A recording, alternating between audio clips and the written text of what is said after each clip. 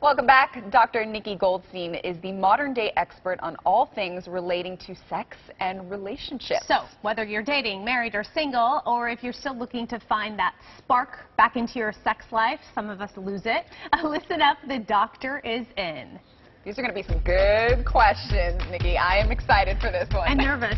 Right, exactly. I'm nervous for the answers. Yeah.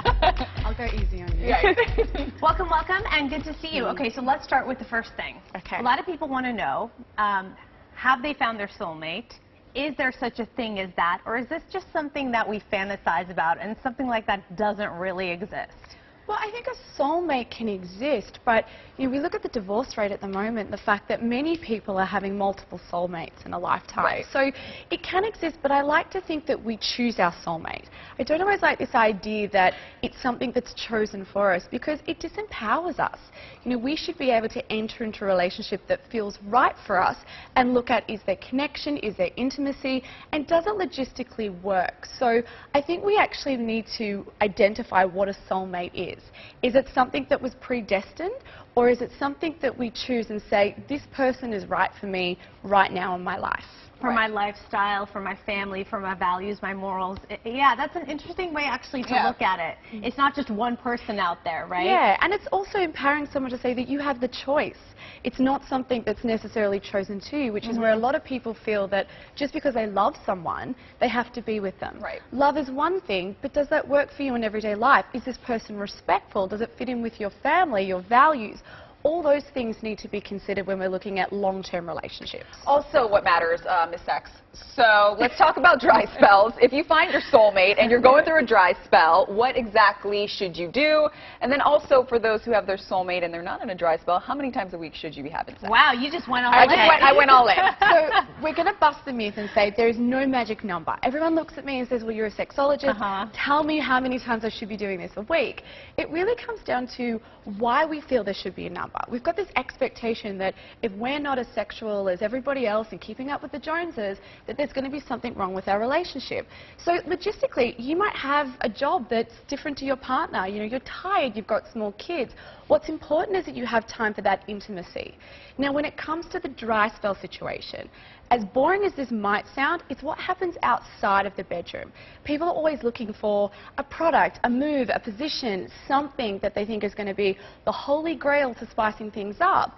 But often what we have to look at is why we get into a dry spell. Is it because we're stressed, we're tired, we're resentful to our partner, they didn't do the dishes and we're frustrated at them?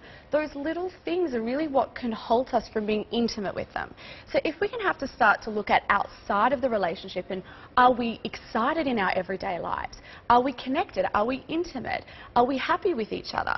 That's something that can have a flow-on effect as well. But we also need to get creative with the logistics. You get to bed at night, what do you want to do? Sleep. Check your phone. Exactly. You wake up in the morning, you're thinking, I've got to go to work, I've got to have a shower and get ready. So, when it comes to actually fitting in that time to be physically intimate, let's get a bit creative. Instead of turning on the TV and watching Netflix when the kids go to bed, take advantage of that. There's a window of opportunity. Let's play a little game. Yeah, true or false. Okay, let's start with this. Reality shows, can it improve your love life, watching them? Yes and no. False, true and false. With this, it's really a matter of sometimes watching these shows, issues can get brought up that we can start to talk about. It's a catalyst. There might be something awkward that it's brought up in a TV show and you can say to your partner, hey, maybe we need to have a conversation around that.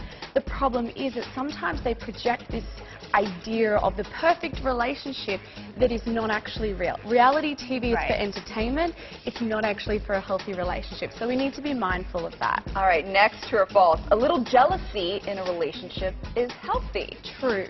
And I emphasize when I say little, because if you don't find your partner attractive enough that someone else might be interested in them, what does that say? So just that little bit of jealousy to think, you know what, he's out with the boys and I wonder who's hitting on him. That means that you still find each other attractive enough.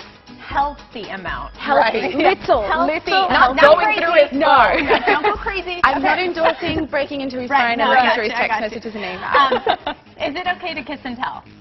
again, it's one of those ones I say yes and no, true and false. Because, you know, it's nice to share and it's nice to actually sometimes give each other ideas, have fun, but do you have that person's permission? Are you disrespecting somebody if you're sitting around having cocktails with your girlfriends and showing them photos of the guy that you're dating and the sexting that's been going on? You always have to think about how would the other person feel if they knew that I was talking about them. Talk maybe about it, but also make sure that it's in a respectful way.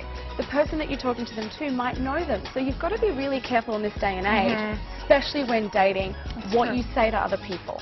So much to talk about. I feel like we could be here all day. Dr. Nikki Goldstein, thank you for stopping by. You have a book out, Single But Dating, a field guide to dating in the digital age, plus a podcast called Sex and Life on Podcast One. Make sure you listen in on that.